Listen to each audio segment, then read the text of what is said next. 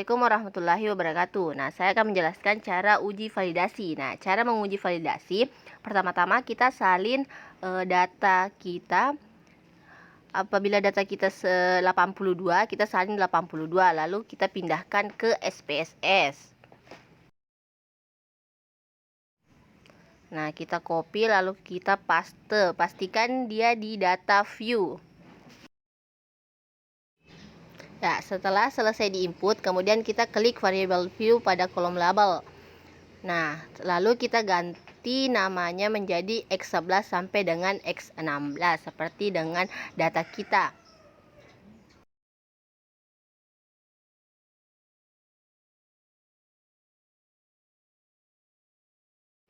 Nah, setelah selesai X16, lalu kita tulis X1 total.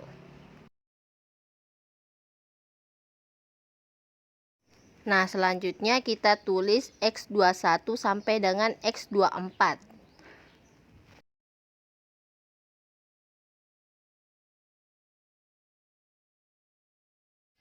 Nah, setelah X24 kita tulis lagi menjadi X2 total.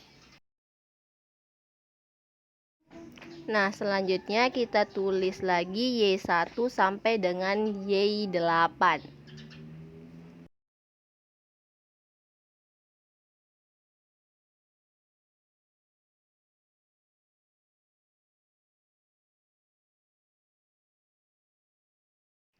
Nah, selanjutnya kita tulis Y total.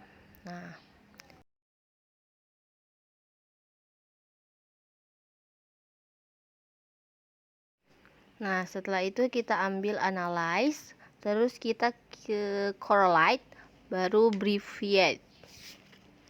Nah, kita salin semua lalu kita pindahkan ke variabel. Lalu oke. Jadi, untuk menentukan valid atau tidaknya butir kuesioner, kita lakukan membandingkan nilai R tabel dan R hitung. Nah, cara menentukan R tabel adalah DF sama dengan N kurang 2, di mana N adalah jumlah sampel. Jadi, sampel yang digunakan itu 82, maka DF sama dengan 82 dikurang 2. Jadi, DF-nya sama dengan 80. Nah, nilai R tabelnya itu adalah DF sama dengan 80 adalah 0,217. 0,217 diambil dari tabel R koefisien korelasi sederhana, seperti di samping. Nah, dari data uji validasi tadi dapat dilihat bahwa semua nilai R hitung lebih besar daripada 0,217. Nah, sehingga dapat kita simpulkan semua butir kuesioner untuk variabel X1, X2, Y itu adalah valid. Nah, selanjutnya uji reliabilitas. Nah, kita klik analyze, terus scale, lalu reliability analyze. Nah, selanjutnya kita salin semua lalu kita pindahkan ke item. Lalu pastikan di alpha, lalu klik OK. Nah, dari hasil uji reliabilitas yang dilihat adalah nilai Cronbach alpha. Nah, nilai Cronbach alpha yang kita peroleh itu sebesar 0,869. Artinya, reliabilitas kita itu sangat tinggi karena melebihi 0,80. Nah, untuk menentukan uji normalitas, uji multikolineritas, uji DW atau korelasi, uji T dan uji F, terlebih dahulu kita buat tabel, tapi tabel tersebut jumlah dari X1, X2, dan Y.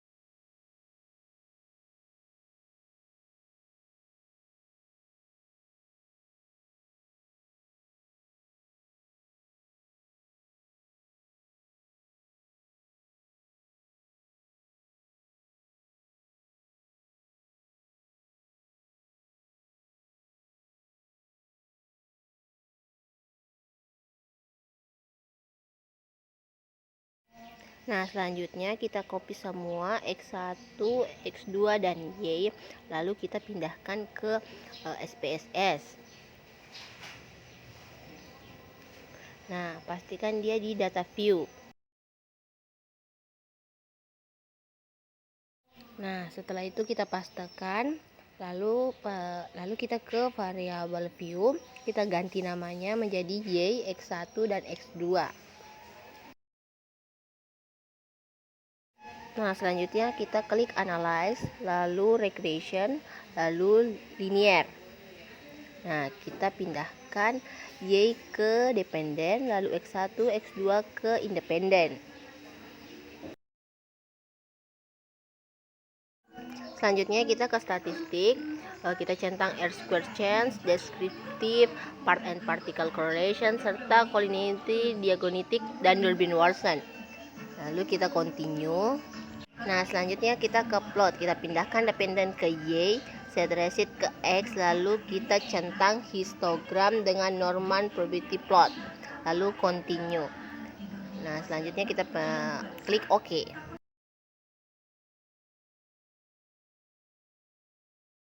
Nah, selanjutnya kita uji normalitas. Nah, dari gambar pertama dapat dilihat bahwa kurva dependen dan RSS membentuk gambar seperti lonceng yang seimbang, sehingga dapat disimpulkan bahwa data terdistribusi normal. Dari gambar yang kedua dapat kita lihat bahwa titik-titik bersebaran data berada di sekitar garis. Nah, hal ini menunjukkan bahwa data terdistribusi secara normal. Nah, selanjutnya yaitu uji multikolineritas. Dari nilai VIF di atas dapat dilihat bahwa nilai VIF X1 1,070,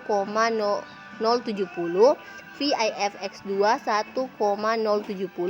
Berarti dia sama, karena nilai VIF semua variabel dependen lebih kecil daripada 10, maka dapat disimpulkan tidak terjadi gejala multikolineritas pada model penelitian ini. Nah, selanjutnya yaitu uji autokorelasi atau uji DW. Nah, kita fokus pada tabel model summary. Kita lihat bahwa nilai DW dari model tersebut adalah sebesar 1,864.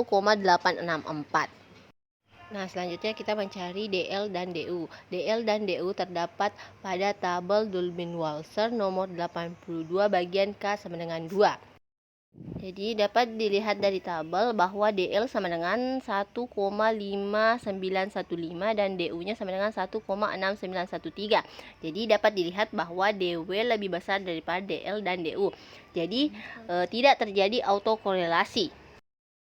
Nah, selanjutnya yaitu uji parsial atau UJT. Nah, kita lihat variabel X1 pada T hitungnya yaitu 3,942 dan X2-nya yaitu 7,935. Nah, selanjutnya yaitu mencari T-tabel dengan jumlah N sama dengan 82, maka nilai T-tabelnya adalah N kurang 1 sama dengan DF kurang 1 sama dengan 81.